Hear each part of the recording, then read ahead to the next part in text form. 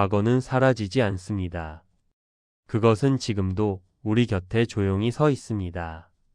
들리시나요? 저 멀리서 강물 흐르는 소리가 들립니다. 금강입니다. 오늘 밤 우리는 이 강을 따라 천천히 걸어갑니다. 강을 따라 흘렀던 한 왕국이 있었습니다. 백제. 678년을 살다 간 나라. 3번의 수도를 거쳤고 수많은 왕들이 지나갔고 마지막엔 눈물로 끝난 왕국. 서두르지 마세요. 편안하게 눈을 감고 함께 걸어가 보겠습니다. 이야기는 기억해주는 사람이 있을 때 계속됩니다. 구독과 좋아요로 이 시간을 이어주세요.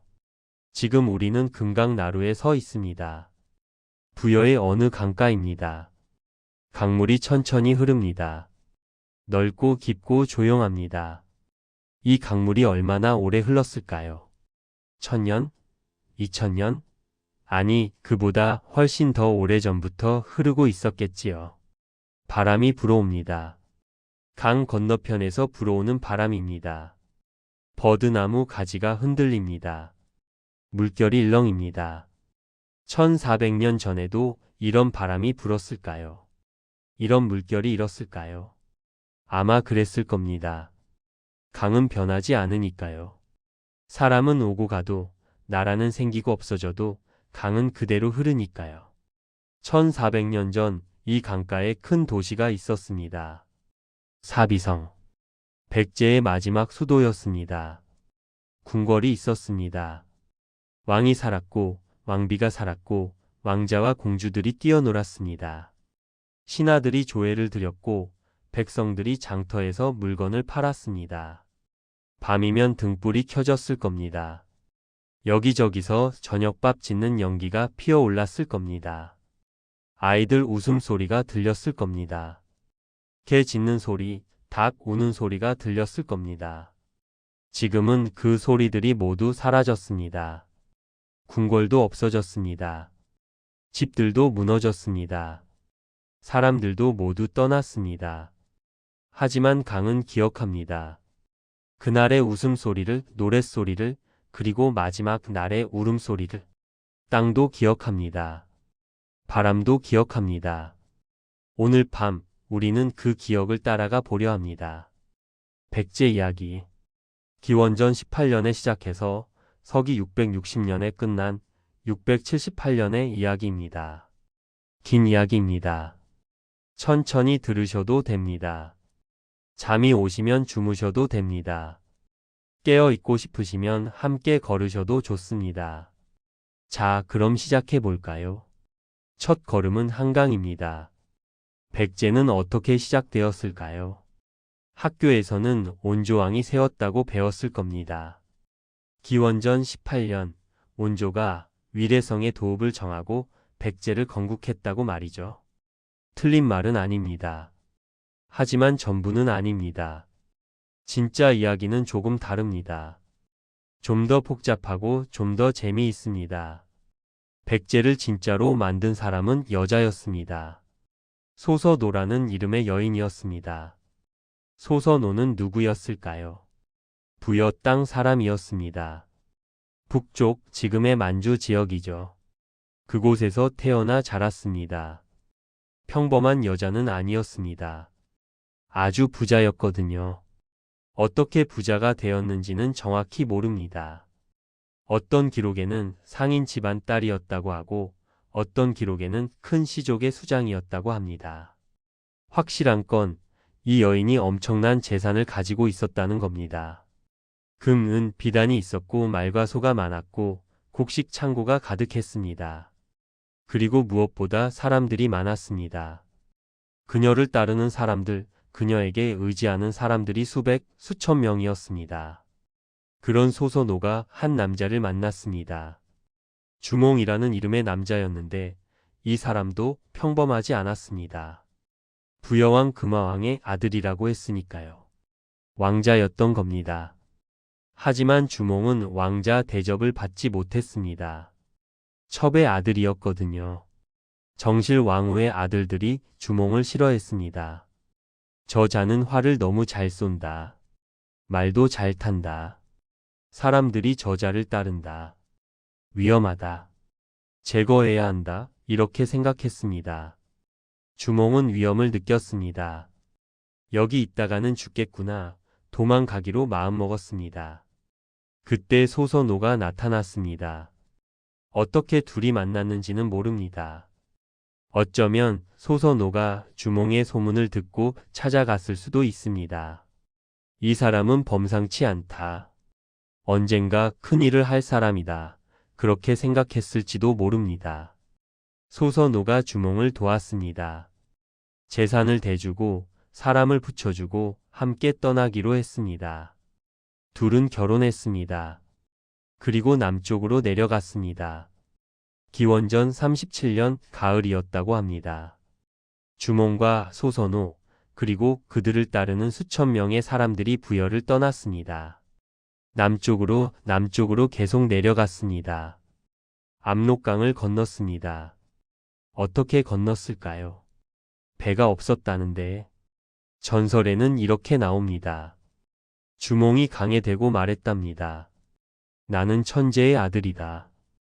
길을 열어다오 그랬더니 자라와 물고기들이 모여서 다리를 만들어 주었다고. 물론 전설입니다.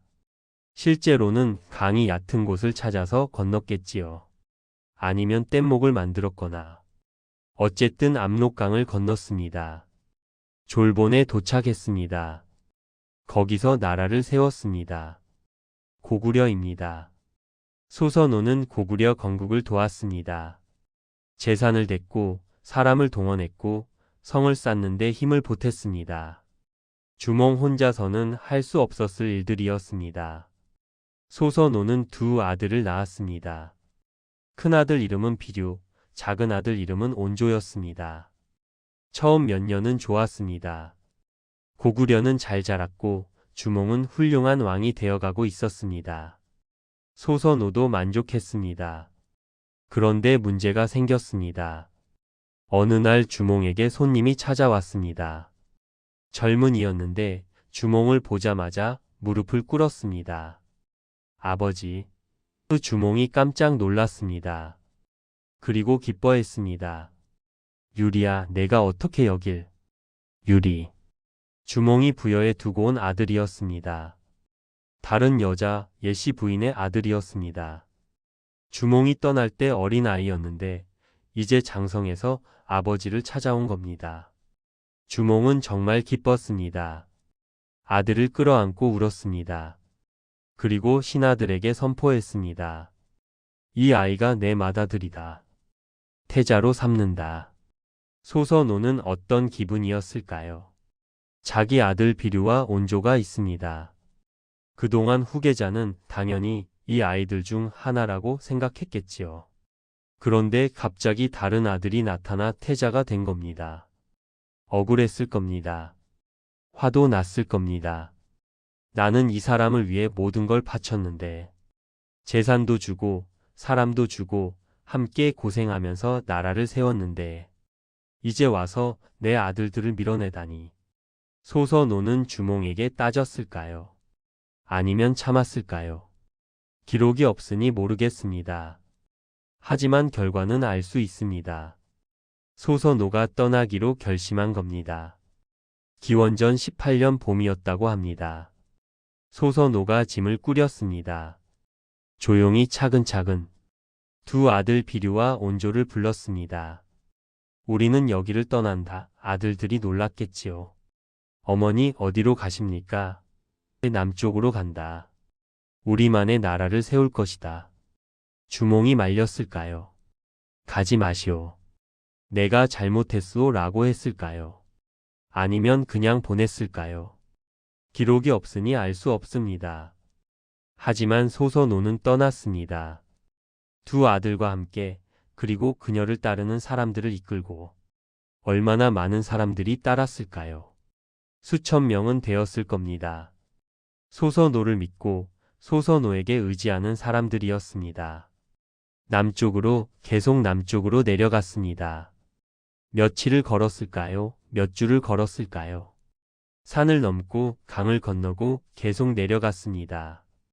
그러다가 큰 강 하나를 만났습니다. 넓은 강이었습니다. 물이 풍부하고 주변에 평야가 펼쳐져 있었습니다.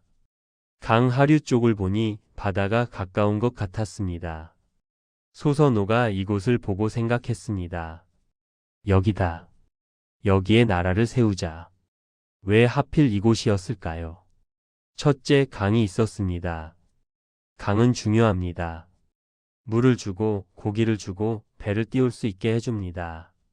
강을 따라 물건을 나르고 사람들이 오고 갈 수 있습니다. 둘째, 평야가 넓었습니다. 농사를 지을 수 있는 땅입니다. 백성들을 먹여 살릴 수 있습니다. 셋째, 바다가 가까웠습니다.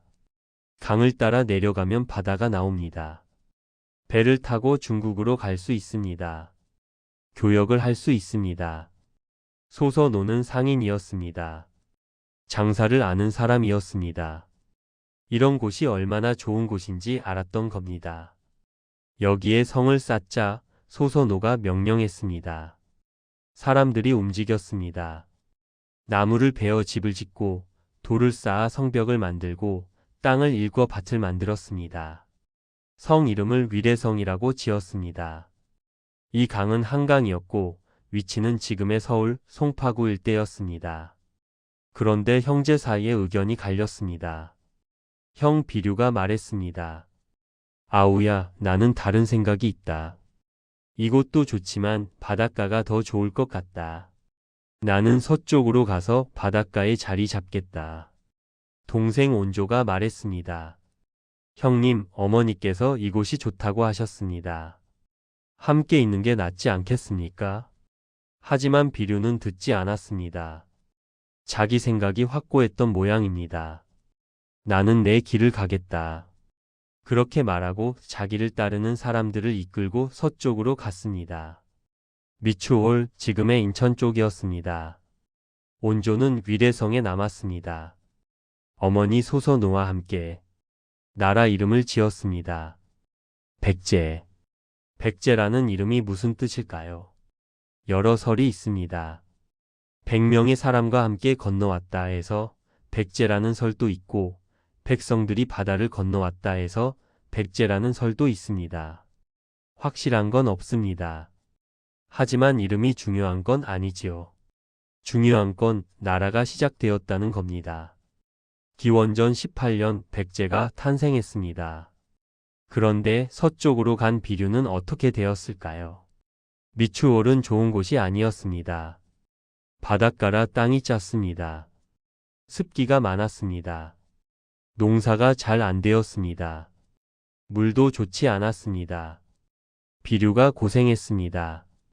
백성들도 힘들어했습니다. 이게 아닌데 후회가 밀려왔습니다. 소식을 들어보니 동생 온조가 있는 위례성은 잘 되고 있다고 했습니다. 백성들이 늘어나고 농사가 잘 되고 성도 튼튼하게 쌓였다고. 비류는 부끄러웠습니다. 창피했습니다. 동생 말을 들을 걸. 하지만 이제 와서 어떻게 합니까? 자존심이 허락하지 않았습니다. 비류는 병들어 죽었다고 합니다. 마음의 병이었을까요? 몸의 병이었을까요? 둘 다였을지도 모릅니다. 비류가 죽자 그의 백성들이 위례성으로 합쳤습니다. 온조가 모두를 받아들였습니다. 이제 온조가 유일한 왕이 되었습니다. 하지만 이 모든 일의 진짜 주인공은 누구였을까요? 소선호입니다.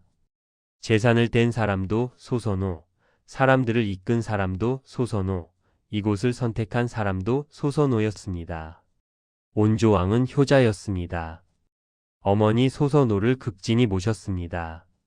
나라의 큰일은 모두 어머니와 상의했습니다. 소선호가 언제 죽었는지는 기록에 남아있지 않습니다. 어디 묻혔는지도 모릅니다. 하지만 한 가지는 확실합니다. 소선호가 없었다면 백제도 없었을 겁니다. 백제의 진짜 건국자, 그것은 소선호였습니다. 백제는 처음에 크지 않았습니다. 한강 유역의 작은 나라였습니다. 성 하나, 백성 몇천 명. 그게 전부였습니다. 주변에는 큰 세력이 있었습니다. 마한이라는 연맹이었습니다. 마한은 54개의 작은 나라들로 이루어져 있었습니다. 그중 가장 큰 나라가 목지국이었습니다. 목지국 왕이 마한 전체의 맹주 노릇을 했습니다. 백제는 그 54개 나라 중 하나였습니다. 작은 나라, 신참 나라였습니다. 처음에는 마한의 눈치를 봐야 했습니다. 온조왕이 목지국 왕을 찾아가 인사를 했습니다. 저희는 북쪽에서 내려온 작은 나라입니다. 맹주님을 섬기겠습니다. 이렇게 말했겠지요. 목지국 왕이 허락했습니다. 좋다. 우리 마한의 일원이 되어라.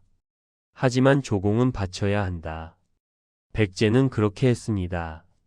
해마다 곡식을 바치고 특산물을 바쳤습니다. 하지만 백제는 가만히 있지 않았습니다. 천천히 조용히 성장했습니다. 한강이 있었으니까요. 이 강은 보물이었습니다. 강을 통해 물건이 오고 갔습니다. 동쪽에서 철이 왔습니다. 서쪽에서 소금이 왔습니다. 남쪽에서 쌀이 왔습니다. 백제가 중간에서 교역을 했습니다. 장사가 잘 되었습니다. 소선호의 피를 이어받아서 그런지 백제 사람들은 장사에 능했습니다. 돈이 모였습니다. 곡식이 쌓였습니다. 백성들이 늘어났습니다. 농사도 잘 되었습니다. 한강 주변 평야는 기름졌습니다. 봄에 씨를 뿌리면 가을에 풍성하게 거뒀습니다. 백성이 배불리 먹으니 아이를 낳았습니다. 인구가 늘어났습니다. 마을이 커졌습니다. 새로운 마을도 생겼습니다. 군사도 늘어났습니다. 젊은이들이 많아졌으니까요. 활을 쏘고 말을 타고 창을 휘두르는 젊은이들이 많아졌습니다. 성도 넓혔습니다. 처음에 위례성은 작았습니다. 이제 백성이 늘어 좁았습니다. 성벽을 넓혔습니다. 더 크게 더 튼튼하게 쌓았습니다. 1세기가 지나고 2세기가 지났습니다. 백제는 이제 마한에서 가장 강한 나라가 되어 있었습니다. 3세기에 접어들었을 때 고이왕이라는 왕이 나타났습니다. 이 왕은 결단력이 있었습니다. 이제 우리가 주인이 되어야 한다. 고이왕이 선포했습니다. 백제가 마한의 맹주다. 목지국 왕이 항의했지만 소용없었습니다. 백제가 이미 더 강했으니까요. 고이왕은 하나씩 다른 나라들을 병합했습니다. 어떤 나라는 싸워서 이겼고 어떤 나라는 회유해서 합쳤습니다. 함께하면 좋을 것이요. 우리는 강한 나라요. 우리와 함께하시오. 3세기 말쯤 되니 마한이 거의 사라졌습니다. 백제가 한강에서 충청도, 전라도 북부까지 차지했습니다. 이제 백제는 더 이상 작은 나라가 아니었습니다. 큰 나라였습니다. 강한 나라였습니다. 하지만 진짜 전성기는 아직 오지 않았습니다. 위대한 정복자. 4세기 중반 이야기를 해보겠습니다. 백제 역사상 가장 위대한 왕이 등장하는 시기입니다. 이름은 근초고왕. 들어보셨나요? 아마 낯설 겁니다. 학교에서 별로 안 가르치거든요. 광개토 대왕은 배우고 장수왕은 배우지만 근초고왕은 잘 안 배웁니다. 하지만 이 왕이야말로 백제를 진짜 강대국으로 만든 사람입니다. 근초고왕이 왕위에 오른 건 346년입니다. 30살쯤의 나이였다고 합니다. 젊고 야심만만하고 능력 있는 왕이었습니다. 당시 백제가 어느 정도 영토를 가지고 있었느냐?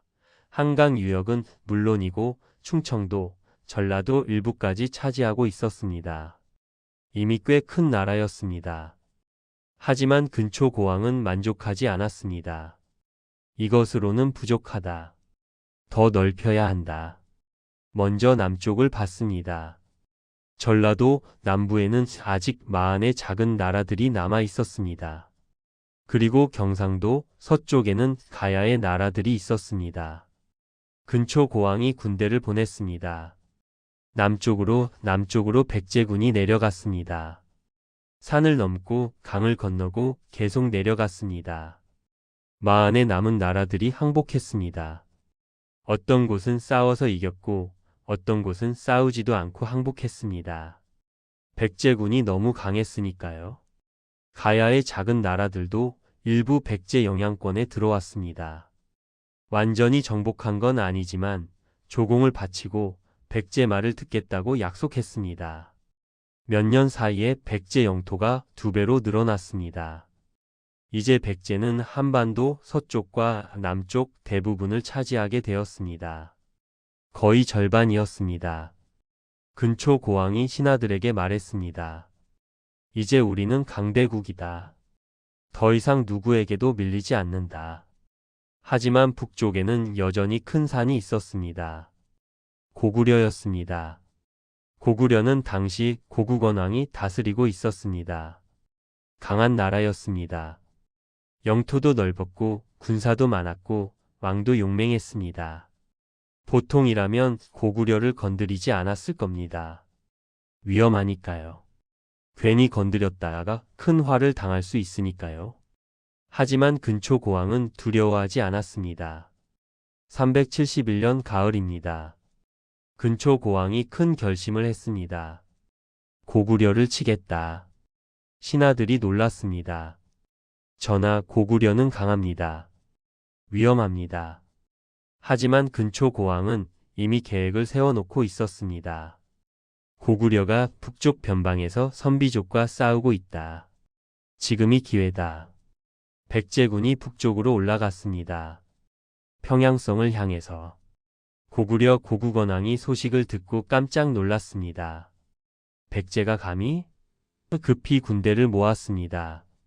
직접 군대를 이끌고 나왔습니다. 평양 근처에서 두 군대가 맞붙었습니다.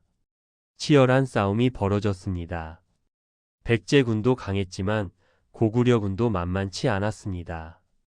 칼이 부딪히고 화살이 날아가고 사람들이 쓰러졌습니다. 그런데 그때 놀라운 일이 벌어졌습니다. 백제군 진영에서 화살 하나가 날아왔습니다. 누가 쏜 화살인지는 모릅니다. 이름도 남아있지 않습니다. 그냥 백제 군사 하나가 쏜 화살이었습니다. 그 화살이 고구건왕을 향해 날아갔습니다. 고구건왕은 미처 피하지 못했습니다. 화살이 그의 몸에 박혔습니다. 왕이 쓰러졌습니다. 고구려군이 패닉에 빠졌습니다. 왕께서 쓰러지셨다. 아우성이 났습니다. 군대가 흔들렸습니다. 고구건왕은 그 자리에서 죽었습니다. 전쟁터에서 왕이 죽은 겁니다. 고구려군이 무너졌습니다. 지휘관을 잃은 군대는 방향을 잃었습니다. 후퇴했습니다. 도망쳤습니다. 근초 고왕이 대승을 거뒀습니다. 이 소식이 퍼지자 천하가 놀랐습니다. 백제가 고구려 왕을 죽였다. 이건 엄청난 일이었습니다. 고구려는 북방의 강자였습니다. 그런 나라의 왕을 전쟁터에서 죽인 겁니다. 백제의 위상이 하늘을 찔렀습니다. 중국에서 사신이 왔습니다. 백제는 강한 나라로구나. 우리와 교류하자. 일본에서도 사신이 왔습니다. 백제를 섬기겠습니다. 근초 고왕은 여기서 멈추지 않았습니다. 서쪽을 봤습니다. 바다 건너 중국 요서 지역. 지금의 랴오닝성 서쪽입니다. 근초 고왕이 군대를 보냈다는 기록이 있습니다. 정말 그곳까지 진출했을까요? 확실하지는 않습니다. 중국 측 기록이 애매합니다. 어떤 기록에는 백제가 요서를 차지했다고 하고 어떤 기록에는 그냥 교류만 했다고 합니다. 하지만 최소한 백제가 바다를 건너 중국까지 영향력을 미쳤다는 건 분명합니다. 백제는 이제 해양 강국이었습니다. 배를 만들 줄 알았고 항해술이 발달했고 중국과 일본을 오가며 장사를 했습니다. 근초 고왕 시대 백제는 최고의 전성기를 누렸습니다. 칠지도의 비밀. 근초 고왕 시대에 놀라운 유물이 하나 있습니다. 지금도 남아있는 유물입니다. 칠지도. 일본 나라현, 이소노카미 신궁이라는 신사에 보관되어 있습니다. 백제가 만들어 일본에 준 칼입니다. 이상하게 생긴 칼입니다.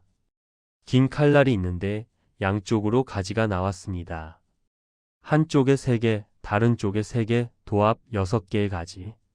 본래 칼날까지 합치면 7개입니다. 그래서 칠지도 7가지의 칼이라는 뜻입니다. 실전용은 아니었을 겁니다. 이렇게 가지가 달린 칼로 어떻게 싸웁니까? 의뢰용이었을 겁니다. 의식에 쓰거나 상징으로 주는 칼이었을 겁니다. 칼날에 글자가 새겨져 있습니다. 금으로 상감한 글씨입니다. 오래되어 많이 닳았지만 학자들이 해독했습니다. 이렇게 적혀 있다고 합니다. 태화 4년. 이 칼을 만들었다. 백제왕이 외왕을 위해. 태화 4년은 369년입니다. 근초 고왕 시대입니다. 백제왕이 외왕에게 준 칼이라는 겁니다. 그런데 여기서 논쟁이 시작됩니다. 이게 무슨 의미냐는 겁니다. 백제왕이 외왕에게 칼을 줬다. 이건 누가 위고 누가 아래라는 뜻일까요? 일본 학자들은 이렇게 말합니다. 백제가 일본에 조공을 바친 거다. 백제가 아래고 일본이 위다. 한국 학자들은 이렇게 말합니다. 백제가 일본에 하사한 거다. 백제가 위고 일본이 아래다. 중국 학자들도 끼어듭니다. 둘 다 우리 속국 아니었나? 진실은 어디에 있을까요? 아마도 이렇지 않았을까 싶습니다. 백제와 일본은 동맹 관계였습니다. 위아래가 아니라 서로 필요한 관계였습니다. 백제는 문화적으로 앞서 있었습니다. 한자를 알았고, 유교를 알았고, 불교를 알았고, 철기를 만들 줄 알았습니다. 일본은 군사적 지원을 해줄 수 있었습니다. 백제가 고구려나 신라와 싸울 때 일본이 군대를 보내줄 수 있었습니다. 서로 주고받는 관계였던 겁니다. 칠지도는 그 관계를 상징하는 선물이었을 겁니다. 우리는 동맹이요. 이 칼을 드리니 우리의 우정을 기억하시오. 그리고 필요할 때 서로 도웁시다. 이런 의미가 아니었을까요? 실제로 백제는 일본에 많은 것을 전해 주었습니다. 한자를 가르쳐 주었습니다. 아직기 왕인이라는 박사를 보냈습니다. 이들이 일본 왕자에게 한자를 가르쳤습니다. 불교도 전해 주었습니다. 나중 이야기지만 성왕 때 불상과 경전을 일본에 보냈습니다. 그게 일본 불교의 시작이었습니다. 건축 기술도 전해 주었습니다. 절 짓는 법, 궁궐 짓는 법을 가르쳐 주었습니다. 일본은 백제를 선생님처럼 여겼습니다. 존경하고 배우고 싶어 했습니다. 백제도 일본을 소중히 여겼습니다. 든든한 친구니까요. 칠지도는 그 우정의 증표였습니다. 전성기의 빛과 그림자. 근초 고왕은 375년에 세상을 떠났습니다. 29년을 왕 노릇했습니다. 길지 않은 시간이었지만 그 시간 동안 백제를 완전히 바꿔놓았습니다. 그가 왕위에 올랐을 때 백제는 그런대로 큰 나라였습니다. 하지만 그가 죽었을 때 백제는 강대국이었습니다. 영토는 한반도 서남부 전체, 한강에서 남해안까지, 서해에서 낙동강까지, 군사력은 고구려 왕까지 죽일 정도, 외교는 중국, 일본과 활발히 교류, 경제는 무역으로 부유함, 문화는 한자를 쓰고 역사를 기록하고 예술을 즐기는 수준. 근초 고왕은 백제 역사상 최고의 왕이었습니다. 하지만 모든 영광에는 그림자가 있는 법입니다. 고구려가 잊지 않고 있었습니다. 고국원 왕의 죽음을. 백제가 우리 왕을 죽였다. 이 기억은 고구려 사람들 가슴에 깊이 새겨졌습니다. 언젠가 복수할 날이 올 것입니다. 100년 후 그 복수가 시작될 것입니다. 하지만 지금은 아닙니다. 지금은 아직 백제의 시대입니다. 근초 고왕의 뒤를 이어 금구수왕, 침류왕, 진사왕, 아신왕이 차례로 왕위에 올랐습니다. 그들도 나름대로 나라를 잘 다스렸습니다. 영토를 지키고 백성을 돌보고 외교를 이어갔습니다. 하지만 근초 고왕만큼은 아니었습니다. 누가 그만큼 할 수 있었겠습니까? 그렇게 4세기가 지나고 5세기가 왔습니다. 그리고 북쪽에서 새로운 바람이 불어오기 시작했습니다.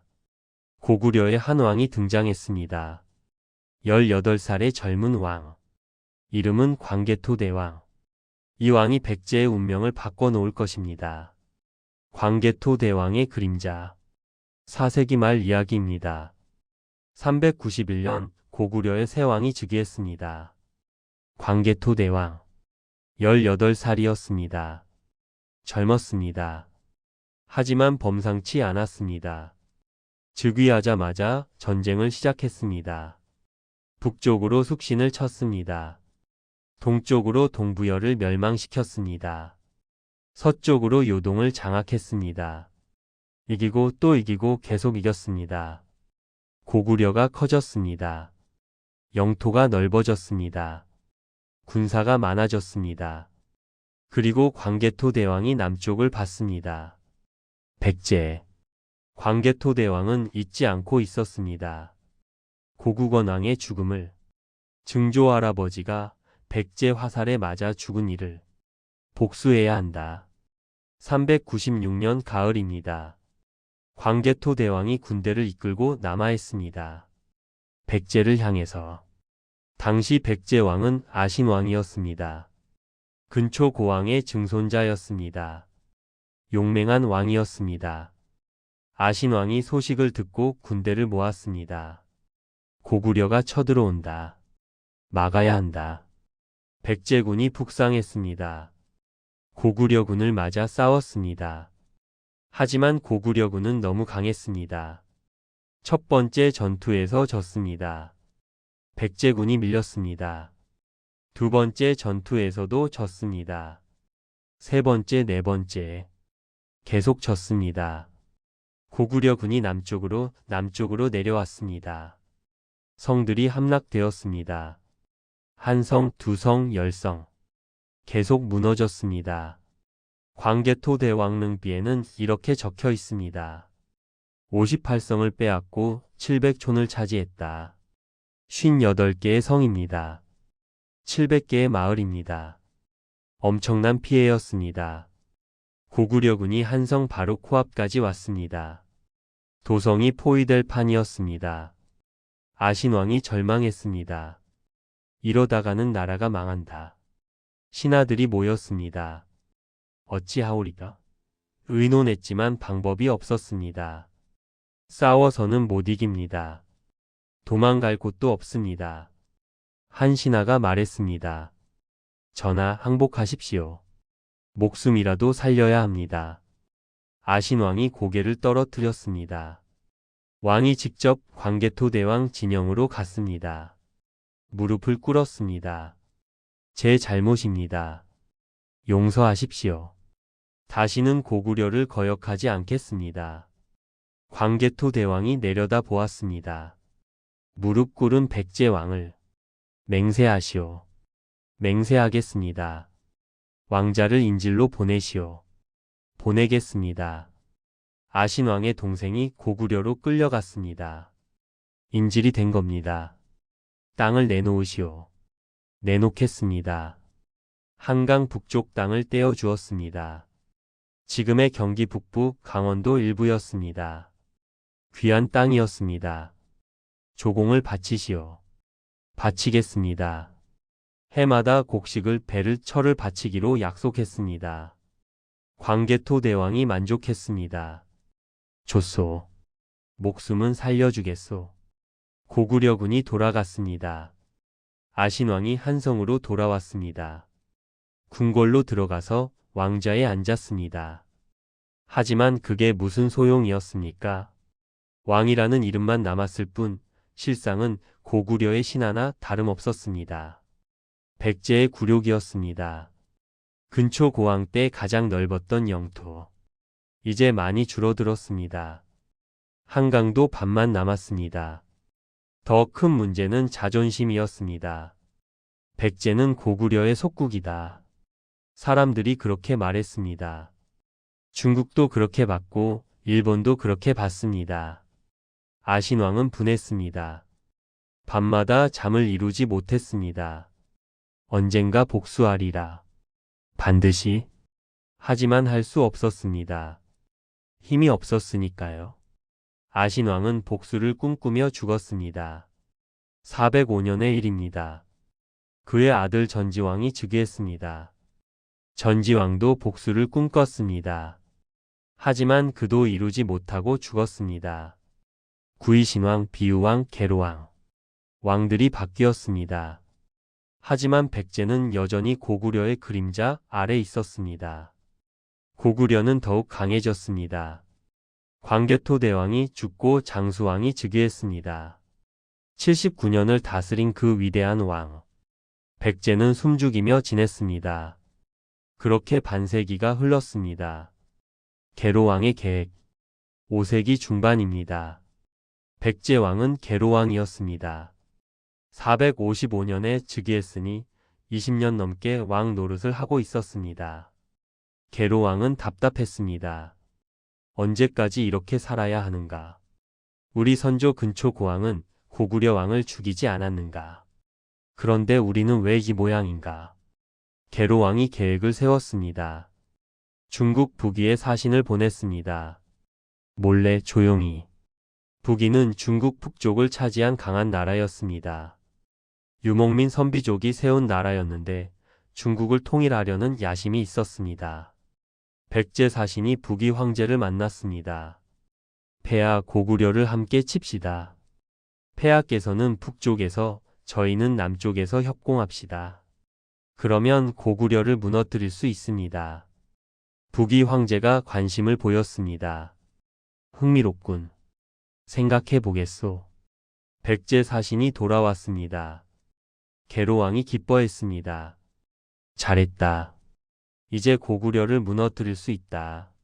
하지만 이 계획이 새어나갔습니다. 어떻게 새어나갔는지는 정확히 모릅니다. 북위 조정에 고구려 편을 드는 신하가 있었을 수도 있고 첩자가 있었을 수도 있습니다. 어쨌든 고구려 장수왕이 이 사실을 알게 되었습니다. 장수왕이 화가 났습니다. 백제가 감히. 하지만 바로 군대를 보내지 않았습니다. 장수왕은 그런 사람이 아니었습니다. 침착하고 계획적이고 오래 참는 사람이었습니다. 대신 다른 방법을 선택했습니다. 신하들을 불러 물었습니다. 백제를 어떻게 무너뜨리면 좋겠는가? 한 신하가 나섰습니다. 전하, 백제 안에서 백제를 무너뜨리는 게 어떻겠습니까?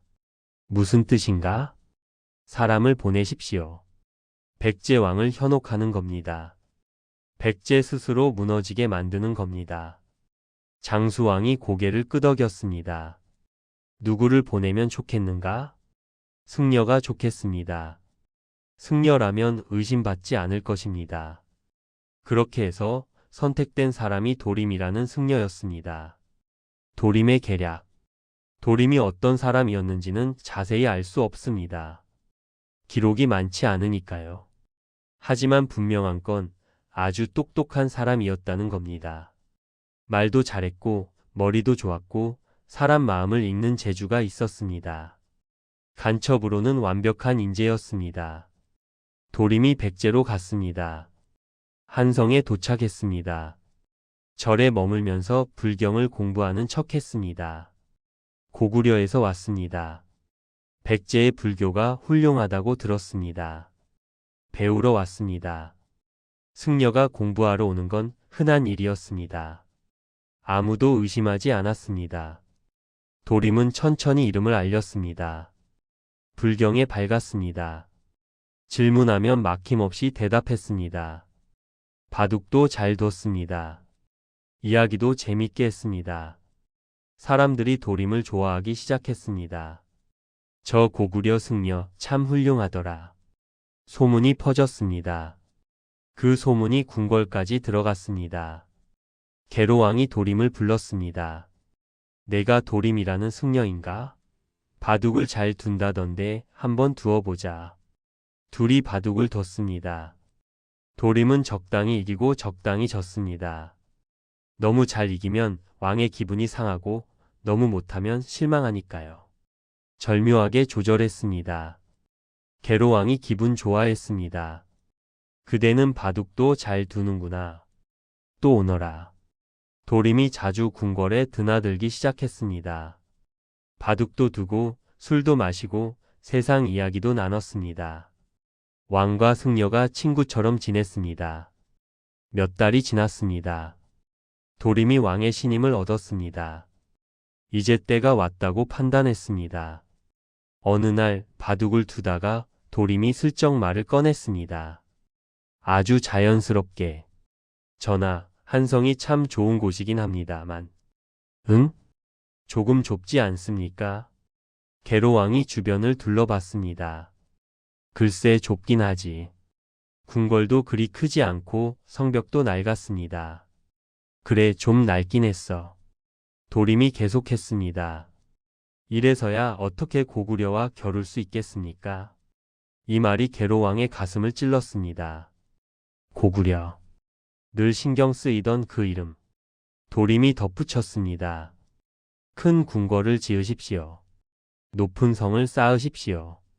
그래야 백성들도 자랑스럽고 다른 나라도 우리를 함부로 보지 못합니다. 계로왕이 생각했습니다. 맞는 말이야. 궁궐이 초라하니 백제가 약해 보이는 거야. 그래 내 말이 맞아. 도림이 또 말했습니다. 그리고 전하, 큰 연못도 파고 정원도 만드십시오. 왕께서 쉴 곳도 필요하지 않습니까? 신하들을 불러 연회도 열고 사신들에게도 보여주고. 계로왕이 점점 흥분했습니다. 그것도 좋은 생각이구나.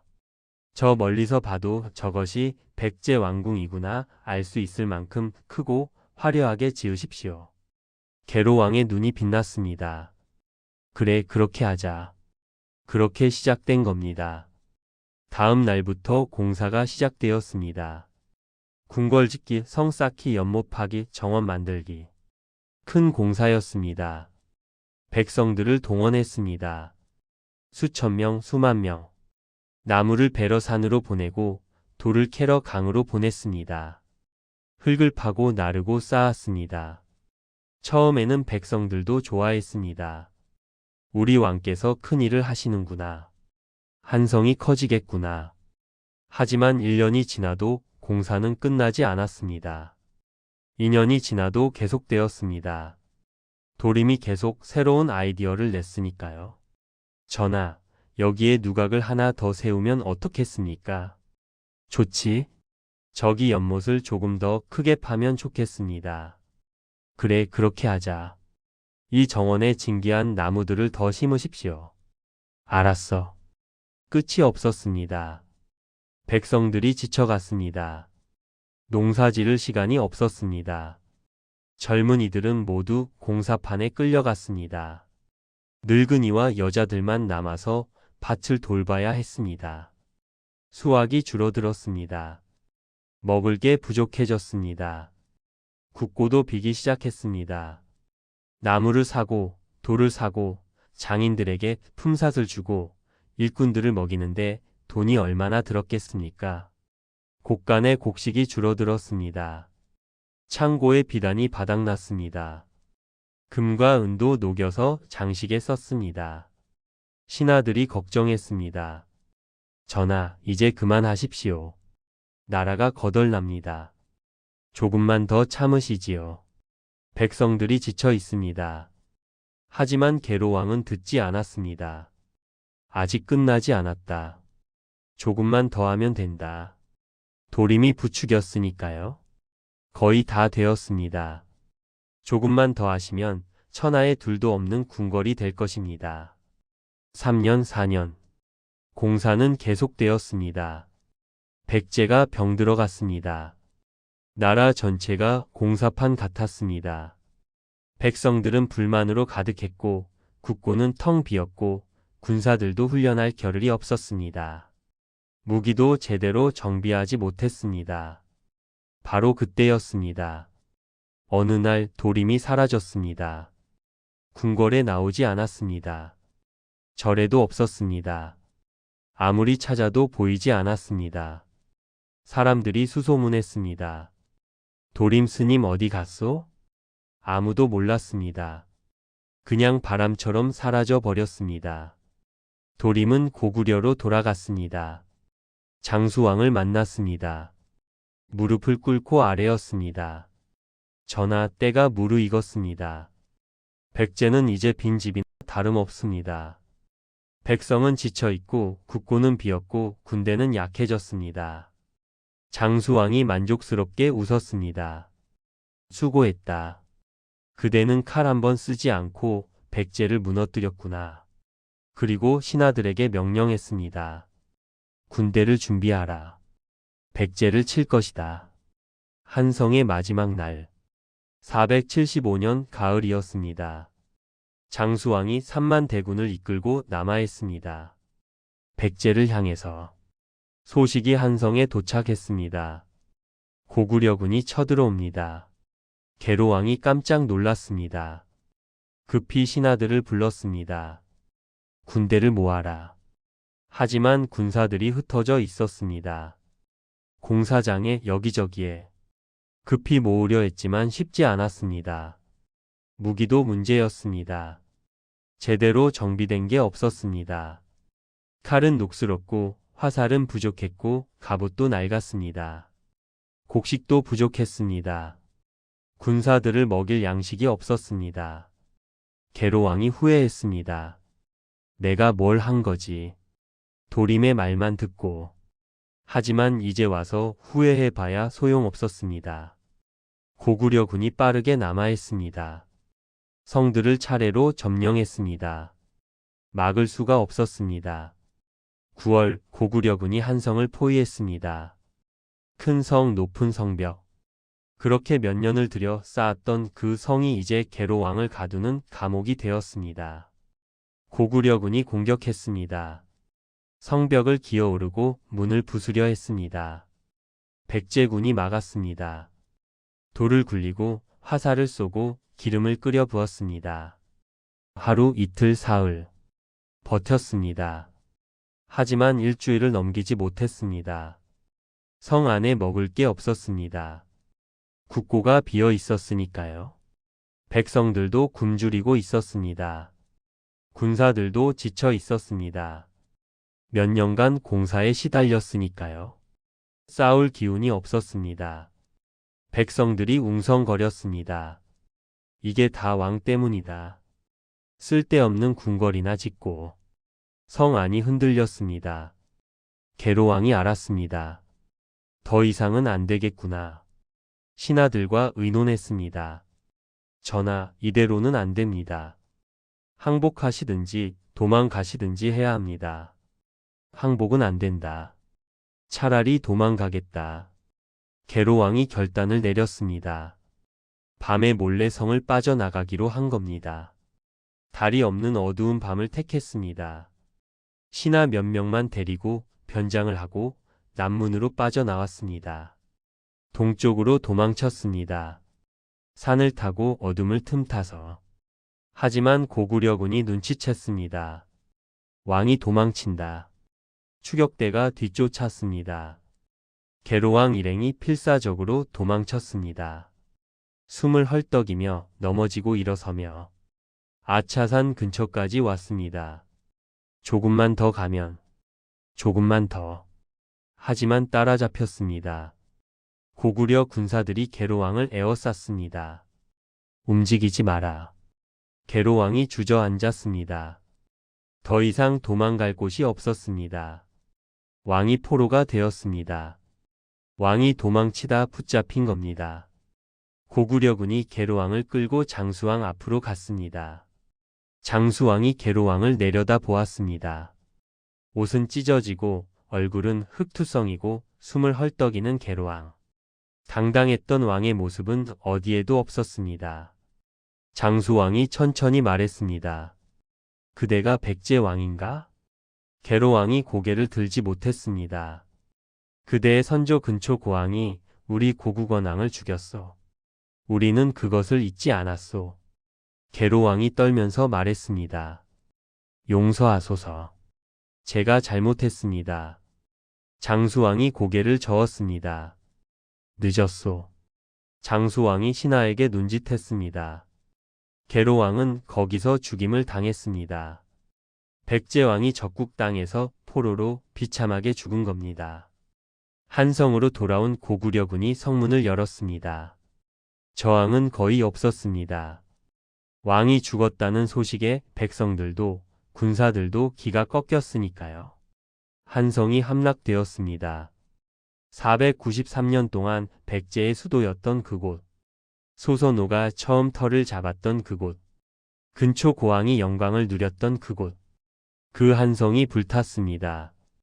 궁궐이 불탔습니다. 그렇게 공들여 지었던 계로왕이 몇 년을 들여 지었던 그 화려한 궁궐이 재가 되었습니다. 백성들이 울었습니다. 피난길에 오른 사람들이 뒤돌아보며 울었습니다. 한성시대가 끝났습니다. 문주왕의 결단. 계로왕에게는 아들이 있었습니다. 문주라는 이름의 왕자였습니다. 문주는 그때 한성에 없었습니다. 신라에 가 있었습니다. 왜 신라에 갔느냐? 도움을 청하러 갔었습니다. 고구려가 쳐들어온다는 소식을 듣고 신라의 구원군을 요청하러 간 겁니다. 신라 왕을 만나 애걸했습니다. 저희를 도와주십시오. 고구려를 함께 막읍시다. 신라 왕이 망설였습니다. 고구려는 강하오. 우리도 위험하오. 그때 소식이 왔습니다. 한성이 함락되었습니다. 왕께서 돌아가셨습니다. 문주가 그 자리에 주저앉았습니다. 아버지가 죽었습니다. 수도가 무너졌습니다. 나라가 망할 판이었습니다. 신라에서 군사 1만 명을 보내주었습니다. 늦었지만 그래도 보내준 겁니다. 문주가 급히 북쪽으로 향했습니다. 하지만 한성은 이미 고구려군이 차지하고 있었습니다. 들어갈 수 없었습니다. 백제 신하들이 문주를 찾아왔습니다. 한성에서 도망쳐 나온 사람들이었습니다. 왕자님, 한성은 잃었습니다. 되돌릴 수 없습니다. 문주가 물었습니다. 그럼 어떻게 해야 하오? 남쪽으로 가십시오. 새로 시작해야 합니다.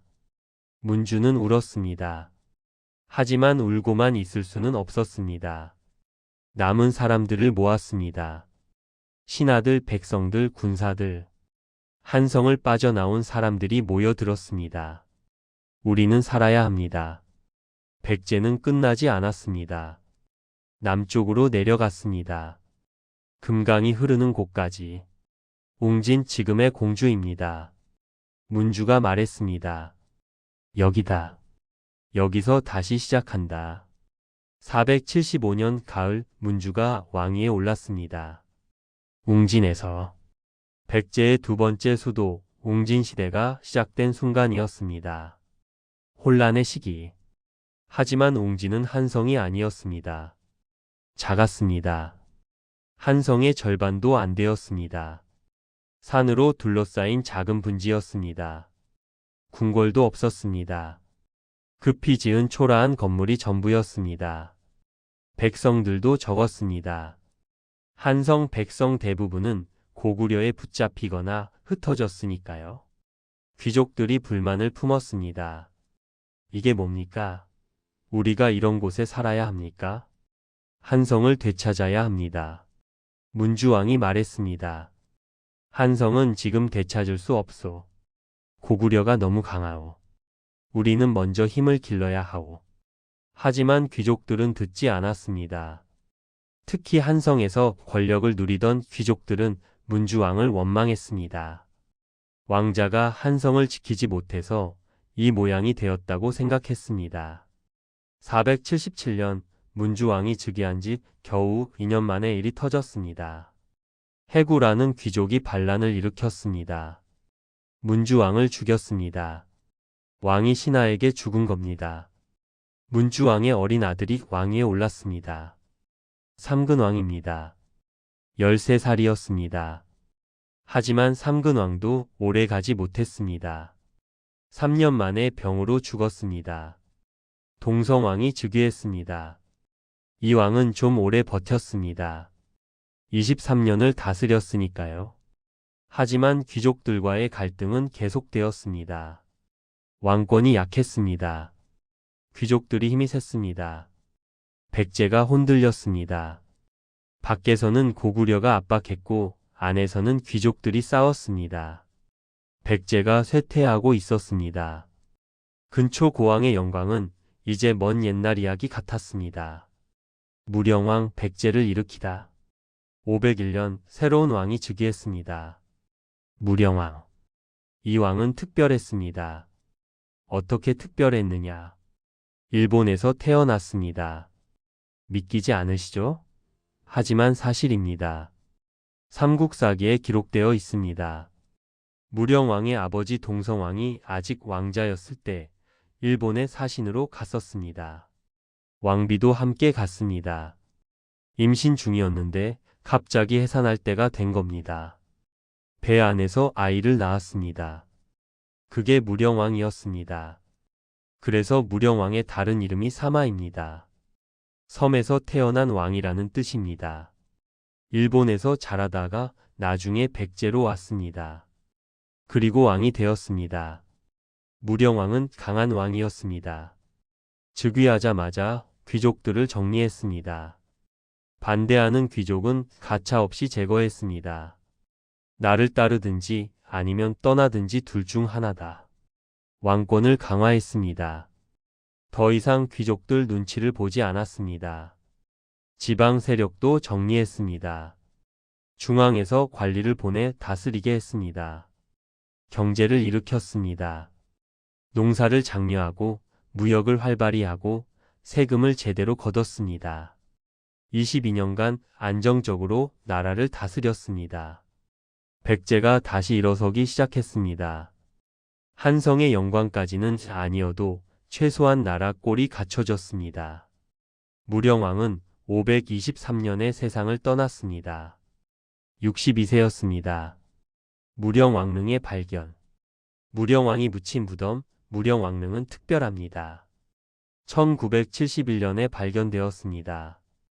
우연히 공주에서 배수로 공사를 하다가 무덤 입구를 발견한 겁니다. 고고학자들이 급히 달려왔습니다. 무덤을 열어보니 놀라운 일이 벌어졌습니다.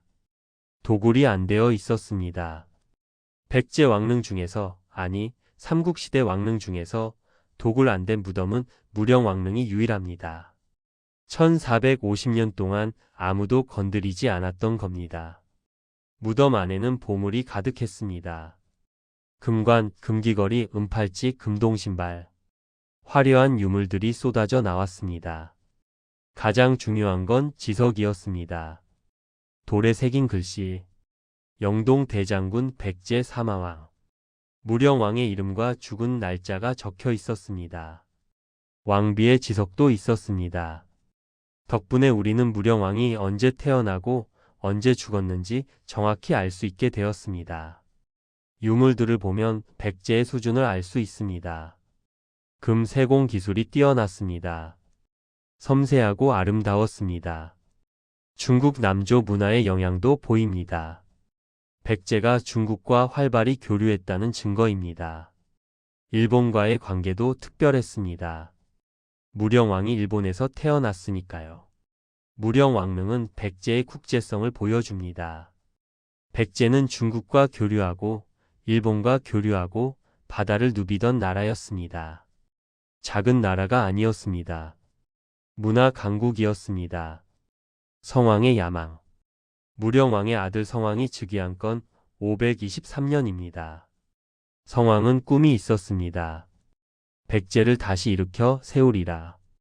한성의 영광을 되찾으리라. 즉위하자마자 개혁을 시작했습니다. 먼저 관제를 정비했습니다. 16관 등제를 만들었습니다. 신하들의 등급을 명확히 했습니다. 22부를 설치했습니다. 중앙행정 조직을 체계적으로 만들었습니다. 군대도 재편했습니다. 훈련을 강화하고 무기를 새로 만들었습니다. 그리고 538년 성왕은 큰 결단을 내렸습니다. 수도를 옮긴다. 신하들이 놀랐습니다. 전하, 웅진에서 또 옮기신다는 말씀이십니까? 그렇소. 웅진은 너무 좁소. 산으로 막혀 있어 발전하기 어렵소. 어디로 가시렵니까? 사비로 간다. 사비 지금의 부여입니다. 금강 하류에 있었습니다. 평야가 넓었고 강이 가까워 교통이 편했고 바다로 나가기도 좋았습니다. 무엇보다 넓었습니다.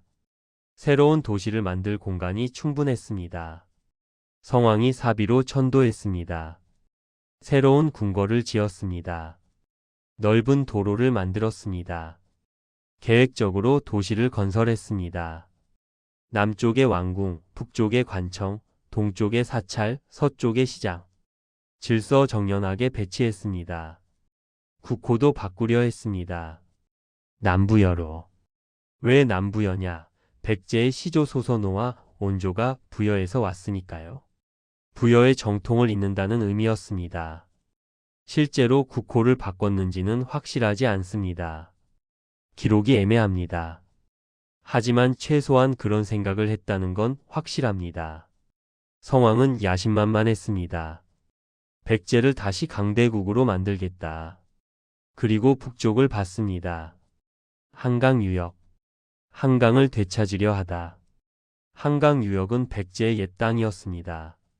소선호가 처음 터를 잡았던 곳. 근초 고왕이 다스렸던 곳. 493년간 백제의 수도였던 곳. 하지만 지금은 고구려 땅이었습니다. 장수왕이 빼앗아간 지 60년이 넘었습니다. 성왕이 생각했습니다. 되찾아야 한다. 우리 땅을 되찾아야 한다. 하지만 고구려는 여전히 강했습니다. 혼자서는 이길 수 없었습니다. 성왕이 신라에 제안했습니다. 함께 고구려를 칩시다. 한강 유역을 되찾으면 나눠 가집시다. 신라 진흥왕이 동의했습니다. 좋소. 함께 칩시다. 551년 백제와 신라 연합군이 북진했습니다. 고구려를 쳤습니다. 놀랍게도 이겼습니다.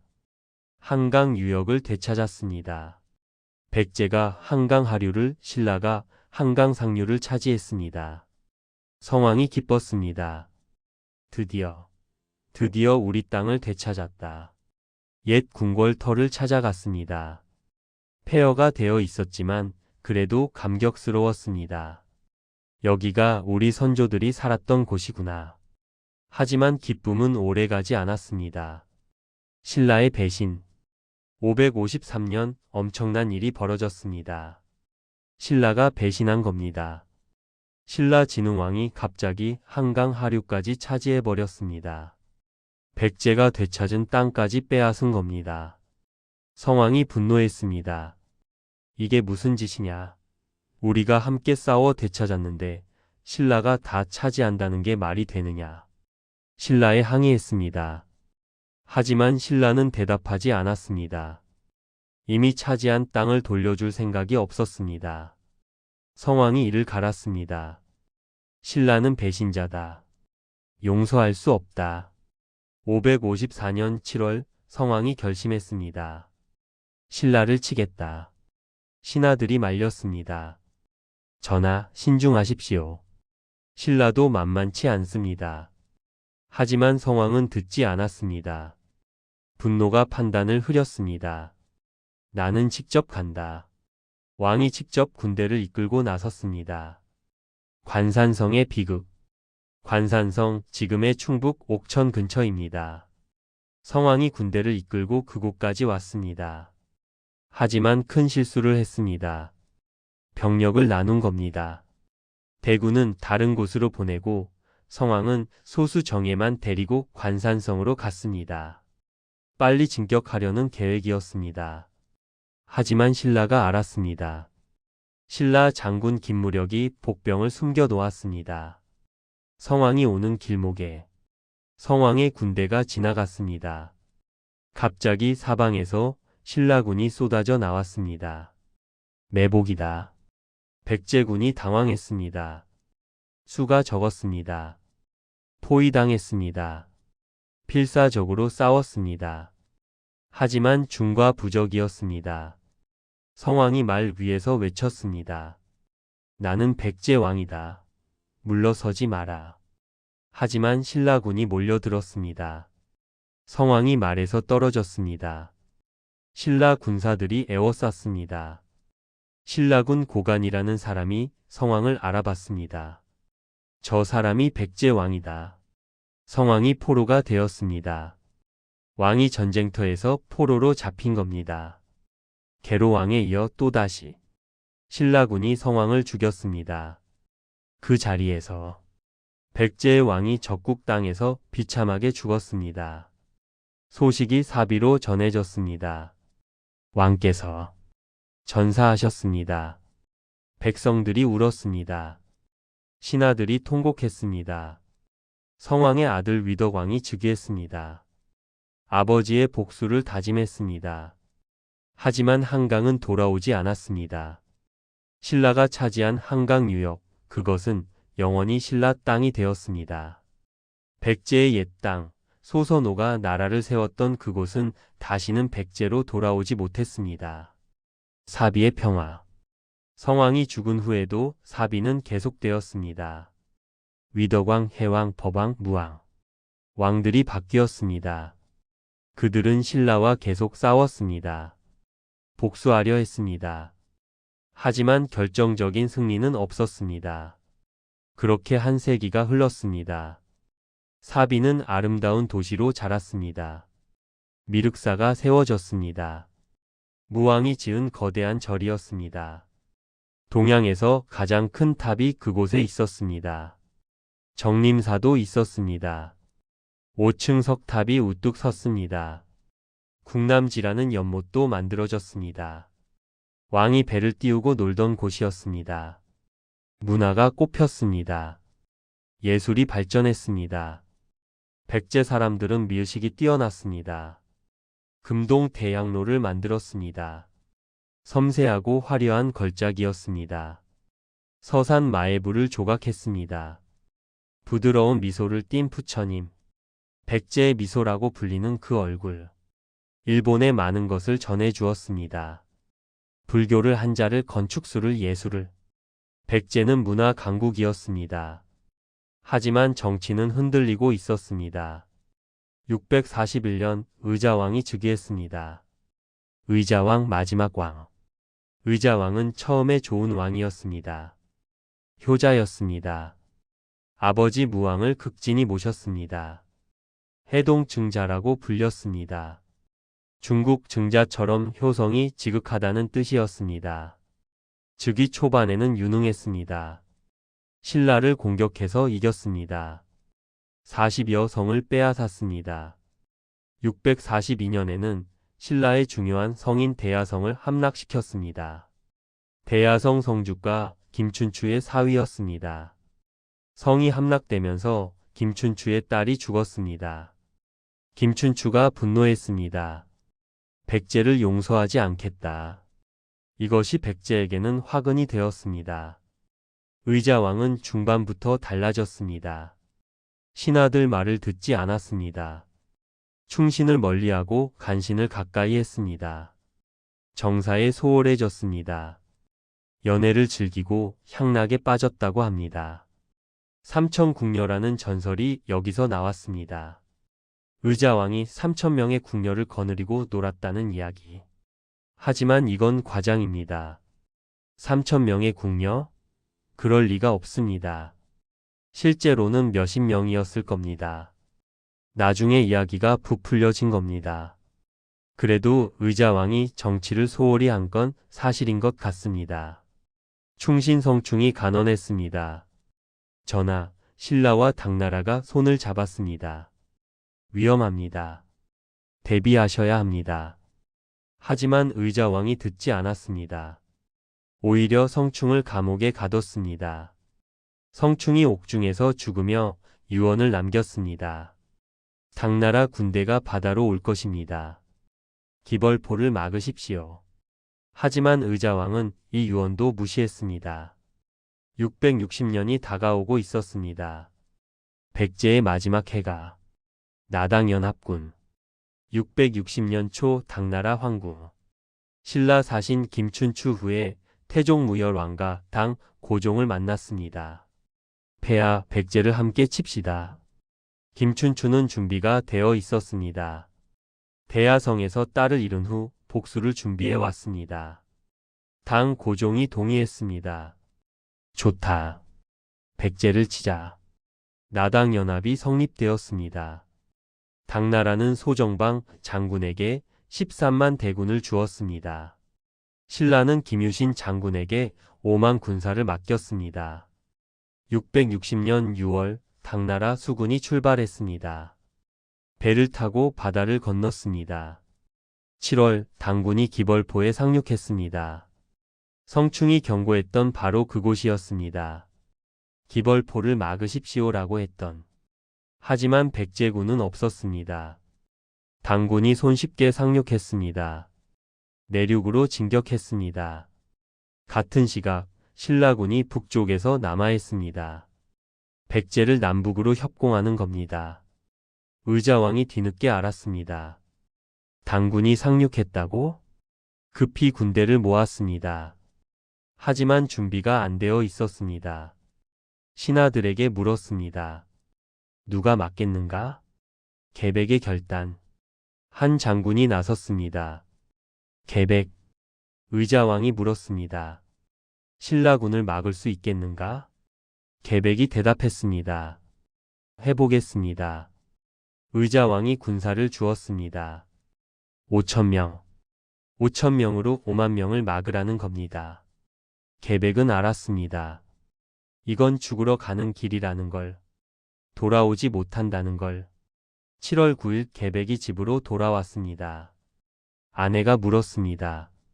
어찌 이리 일찍 오셨나이까? 계백이 말했습니다. 내일 전쟁이 있소. 돌아오실 수 있겠나이까? 계백이 고개를 저었습니다. 아내가 알았습니다. 그것이 무엇을 의미하는지. 계백이 말했습니다. 나는 내일 죽을 것이오. 그대와 아이들은 적의 노예가 될 것이오. 아내가 떨었습니다. 계백이 계속 말했습니다. 차라리 명예롭게 떠나는 게 낫지 않겠소. 아내가 고개를 끄덕였습니다. 눈물을 흘리면서. 그날 밤 계백은 자기 손으로 가족을 먼저 보냈습니다. 아내를 아이들을. 노예가 되는 것보다 명예롭게 가는 것이 낫다고 생각했습니다. 얼마나 아팠을까요? 얼마나 괴로웠을까요? 하지만 계백은 견뎠습니다. 다음 날 아침 계백은 5,000명을 이끌고 황산벌로 향했습니다. 돌아오지 않을 전쟁터로. 황산벌 전투. 황산벌, 지금의 충남 논산 연산 지역입니다. 넓은 들판이었습니다. 신라군이 사비로 가려면 반드시 지나야 하는 곳이었습니다. 계백이 그곳에서 기다렸습니다. 5,000명의 결사대. 모두 죽을 각오를 한 사람들이었습니다. 계백이 군사들에게 말했습니다. 우리는 여기서 신라군을 막는다. 하루라도 1시간이라도 더 막는다. 그것이 우리의 임무다. 우리는 돌아가지 못한다. 하지만 우리가 여기서 버티면 사비가 준비할 시간을 벌 수 있다. 군사들이 외쳤습니다. 알겠습니다. 신라군이 왔습니다. 5만 대군. 김유신이 이끄는. 멀리서 보니 백제군이 보였습니다. 하지만 숫자가 적었습니다. 김유신이 웃었습니다. 저것뿐인가? 하지만 공격하자 놀랐습니다. 백제군이 미친 듯이 싸웠습니다. 죽기를 각오한 사람들의 싸움이었습니다. 첫 번째 전투, 신라군이 밀렸습니다. 두 번째 전투, 신라군이 또 밀렸습니다. 세 번째 전투, 신라군이 또 밀렸습니다. 네 번째 전투, 또 밀렸습니다. 김유신이 화가 났습니다. 5,000명을 못 이기는가. 신라 화랑 관창이 나섰습니다. 16살 소년이었습니다. 제가 가겠습니다. 관창이 말을 타고 돌격했습니다. 백제군 진영으로. 하지만 잡혔습니다. 계백 앞으로 끌려왔습니다. 계백이 관창을 보았습니다. 어린 소년이었습니다. 내 나이가 몇이냐? 16입니다. 계백이 감탄했습니다. 어린 나이에 용감하구나. 그리고 신하에게 말했습니다. 이 아이를 돌려보내라. 어린 아이를 죽일 수는 없다. 관창을 풀어주었습니다. 관창이 신라군으로 돌아갔습니다. 김유신이 물었습니다. 왜 돌아왔느냐? 죽으러 간 것 아니었느냐? 관창이 부끄러워했습니다. 다시 가겠습니다. 관창이 또 돌격했습니다. 이번에도 잡혔습니다. 계백이 다시 관창을 보았습니다. 또 왔구나. 계백이 한숨을 쉬었습니다. 안 되겠구나. 이번엔 보낼 수 없다. 계백이 명령했습니다. 목을 베어라. 관창이 죽었습니다. 신라군이 관창의 목을 받았습니다. 분노했습니다. 저 어린 화랑을 죽였다. 신라군이 총공격했습니다. 5번째 전투. 이번에는 달랐습니다. 신라군의 분노가 무서웠습니다. 백제군이 조금씩 밀렸습니다. 계백이 외쳤습니다. 버텨라. 조금만 더. 하지만 숫자 차이를 극복할 수 없었습니다. 5,000대 5만. 백제군이 무너지기 시작했습니다. 하나씩 둘씩 쓰러졌습니다. 계백도 싸웠습니다. 마지막까지 칼을 휘둘렀습니다. 하지만 결국 쓰러졌습니다. 계백이 죽었습니다. 5,000명 결사대 단 한 명도 돌아가지 못했습니다. 모두 황산벌에서 죽었습니다. 하지만 그들은 하루를 벌었습니다. 신라군을 하루 동안 막았습니다. 그것이 그들이 할 수 있는 전부였습니다. 사비성 함락. 신라군이 황산벌을 지나 사비로 향했습니다. 당군도 서쪽에서 다가왔습니다. 사비성이 포위되었습니다. 의자왕이 당황했습니다. 어떻게 해야 하오? 신하들도 방법이 없었습니다. 계백의 5,000 군사는 전멸했습니다. 남은 군대는 얼마 없었습니다. 성 안 백성들도 두려워했습니다. 7월 13일 나당연합군이 사비성을 총공격했습니다. 백제군이 막으려 했지만 역부족이었습니다. 의자왕이 결심했습니다. 도망가자. 왕자, 신하 몇 명과 함께 성을 빠져나왔습니다. 북쪽으로 도망쳤습니다. 웅진성으로. 하지만 웅진성에서도 버틸 수 없었습니다. 신하들이 말했습니다. 전하, 항복하십시오. 목숨이라도 살려야 합니다. 의자왕이 울었습니다. 7월 18일 의자왕이 항복했습니다. 왕자 부여윤과 함께 나당연합군 앞에 무릎을 꿇었습니다. 백제가 멸망했습니다. 기원전 18년에 시작해서 서기 660년에 끝난 678년의 역사가 막을 내렸습니다. 의자왕과 왕족들은 당나라로 끌려갔습니다. 의자왕은 당나라에서 죽었습니다. 고국을 그리워하며 사비성에는 당나라 깃발이 꽂혔습니다. 아름답던 궁궐이 불탔습니다. 정림사 5층 석탑만이 쓸쓸히 서 있었습니다. 백성들이 울었습니다. 금강은 여전히 흘렀습니다. 하지만 이제 백제의 강이 아니었습니다. 부흥운동의 시작.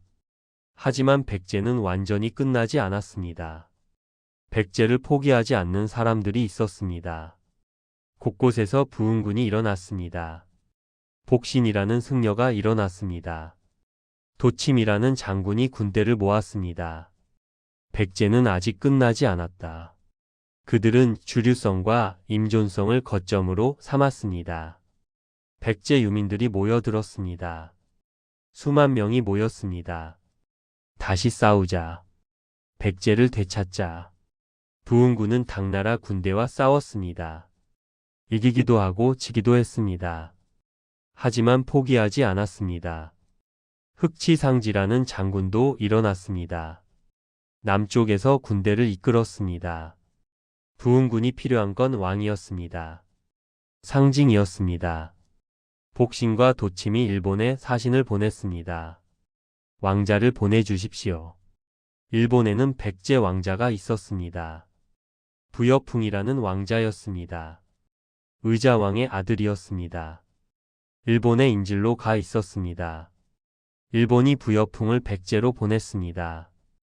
661년 부여풍이 백제에 도착했습니다. 부흥군이 환호했습니다. 왕자님이 오셨다. 부여풍을 왕으로 추대했습니다. 백제 부흥 왕조가 시작되었습니다. 하지만 곧 문제가 생겼습니다. 복신과 도침이 싸웠습니다. 권력 다툼이었습니다. 복신이 도침을 죽였습니다. 부여풍이 두려워했습니다. 복신이 나도 죽이려 하는 것 아닌가? 부여풍이 복신을 죽였습니다. 부흥군이 분열되었습니다. 지도자들이 서로 죽이는 판이었습니다. 백강 전투 663년 일본이 움직였습니다. 백제를 돕기로 했습니다. 왜 도왔을까요? 백제는 일본의 선생님 나라였으니까요. 오랫동안 문화를 전해준 나라였으니까요. 일본이 수군을 보냈습니다. 수백 척의 배, 수만 명의 군사. 백강, 지금의 금강하구로 왔습니다. 백제 부흥군과 합류하려는 계획이었습니다. 하지만 당나라도 알았습니다. 당나라 수군이 백강에서 기다렸습니다. 663년 8월 백강에서 해전이 벌어졌습니다. 일본 수군 vs 당나라 수군. 처음에는 일본이 밀고 들어갔습니다. 숫자가 많았으니까요. 하지만 당군이 화공을 썼습니다. 불화살을 쏘고 배에 불을 붙였습니다. 일본 배들이 불타기 시작했습니다. 바다가 불바다가 되었습니다. 일본 수군이 대패했습니다. 수백 척의 배가 불타거나 침몰했습니다. 일본군이 후퇴했습니다. 살아남은 배들이 일본으로 돌아갔습니다. 백제 부흥운동의 마지막 희망이 꺼졌습니다. 마지막 저항. 백강 전투 후 부흥군이 급속히 약해졌습니다. 흑치상지가 버텼습니다. 남쪽에서 계속 싸웠습니다. 하지만 결국 그도 항복했습니다. 663년 말입니다. 당군과 신라군이 백제 전역을 장악했습니다. 부여풍은 고구려로 도망갔습니다. 663년 백제 부흥운동이 완전히 진압되었습니다. 백제를 되살리려던 3년간의 노력이 끝났습니다. 백제 사람들은 선택해야 했습니다. 백제인들은 어디로? 백제가 망한 후 백제 사람들은 어디로 갔을까요? 어떤 이들은 당나라로 끌려갔습니다. 의자왕과 왕족들, 귀족들이었습니다. 수만 명이 당으로 갔습니다. 그곳에서 대부분 죽었습니다. 고향을 그리워하며 어떤 이들은 신라로 갔습니다. 백제 땅이 신라 영토가 되었으니까요. 그냥 그곳에 남아 신라 백성이 되었습니다. 신라는 백제인들을 받아들였습니다. 하지만 경계도 했습니다. 반란을 일으킬까봐. 어떤 이들은 일본으로 갔습니다. 바다를 건넜습니다. 일본은 백제인들을 환영했습니다. 선생님들이었으니까요. 백제 왕족도 갔습니다. 백제 기술자들도 학자들도 승려들도 갔습니다. 그들은 일본에 정착했습니다. 일본 속의 백제. 일본에 간 백제인들은 많은 것을 전해 주었습니다. 나라를 세우는 법을 가르쳤습니다. 일본이 본격적인 고대 국가를 만들 때 백제인들이 도왔습니다. 아스카 문화, 나라, 시대 문화의 상당 부분이 백제에서 왔습니다. 절을 지었습니다. 호류사 같은 절이 백제 양식입니다. 불상을 만들었습니다. 백제의 부드러운 미소가 일본 불상에도 남았습니다. 한자를 가르쳤습니다. 유교를 전했습니다. 백제 왕족도 일본에 남았습니다. 간무천왕, 8세기 일본의 천황입니다. 이 천황이 공식적으로 말했습니다. 내 어머니는 백제 무령왕의 후손이다. 일본 천황이 백제 혈통을 인정한 겁니다. 지금도 일본에는 백제의 흔적이 많습니다. 고마신사. 백제 고마 씨족을 모신 신사입니다. 백제역, 백제천, 백제 관련 지명들이 남아 있습니다. 일본 학자들은 말합니다. 백제는 우리의 선생님이었다. 백제가 없었다면 일본 문화도 없었다. 백제는 나라로는 망했지만 문화로는 살아남았습니다.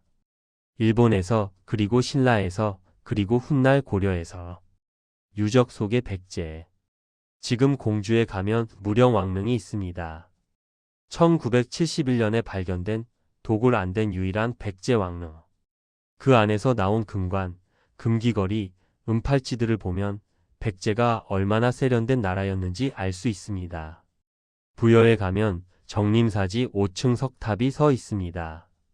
사비성이 불타던 그날에도 그 탑은 서 있었습니다. 1400년이 지난 지금도 여전히 그 자리에 서 있습니다.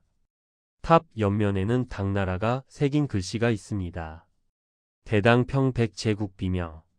당나라가 백제를 평정했다는 기록입니다. 승자가 패자의 탑에 새긴 글씨입니다. 하지만 그 탑은 무너지지 않았습니다. 백제의 마지막 증인으로 서 있습니다. 부소산성에 오르면 금강이 보입니다. 낙화암이라는 바위가 있습니다. 전설에 의하면 백제가 망할 때 궁녀들이 이 바위에서 뛰어내렸다고 합니다. 그래서 백제는 칼로는 졌지만 시간에게는 지지 않았습니다. 도굴되지 않은 무령왕릉은 아직도 왕의 품위를 말해주고 무너지지 않은 정림사지 탑은 패배보다 오래 남는 것이 무엇인지 묻고 있습니다. 나라는 사라졌지만 기술은 남았고 전쟁은 끝났지만 이야기는 끝나지 않았습니다. 오늘 우리가 걷는 공주와 부여의 땅은 폐허가 아니라 기억 위에 세워진 시간입니다. 이제 눈을 감으세요. 백제는 멸망하지 않습니다. 우리가 기억하는 한 그 나라는 아직 조용히 숨쉬고 있습니다. 오늘 밤 백제의 마지막 이야기는 여기까지입니다. 편안한 밤 되세요.